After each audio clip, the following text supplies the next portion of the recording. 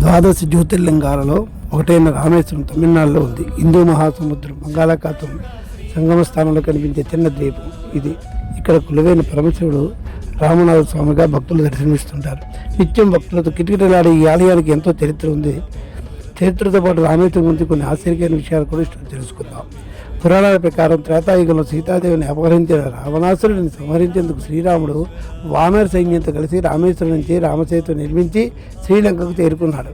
తర్వాత రావణుని సంహరించిన అనంతరం రాముడు, సీతాదేవి, లక్ష్మణుడు, హనుమంతుడు, సుగ్రీవుడు కలిసి అందరూ అయోధ్యకు వెళ్లేందుకు ఇక్కడ సేద తీరని పురాణం.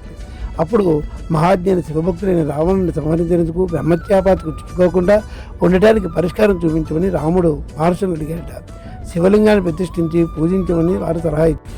అప్పుడు కైలాసానికి వెళ్ళి శివలింగాన్ని తీసుకురమ్మని హనుమంతుని ఆదేశించాడు రాముడు. అయితే బయలుదేరి వెళ్ళిన హనుమంతుడు ముహూర్త సమయం దగ్గర పడుతున్నా రాలేదట. దీంతో సీతాదేవి సముద్రపు ఒడ్డుని ఇసుకతో శివలింగాన్ని తయారు చేసింది. ఆ లింగానికే రాముడు పూజలు చేశాడు.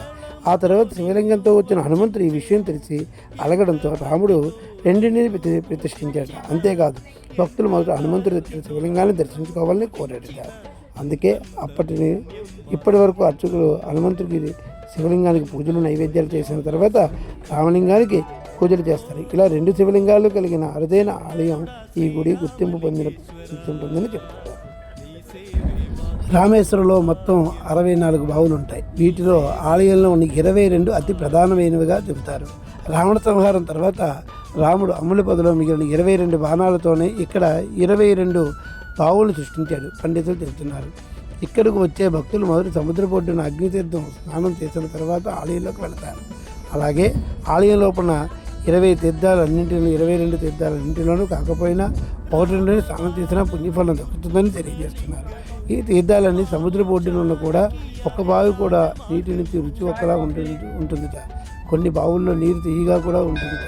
ఈ తీర్థాలు సావిత్రి, గాయత్రి, సరస్వతి, నల, నీల, సూర్య, చంద్ర, గంగా వంటి తీర్థాలు వివిధ రకాల పేర్లతో పిలుస్తారు.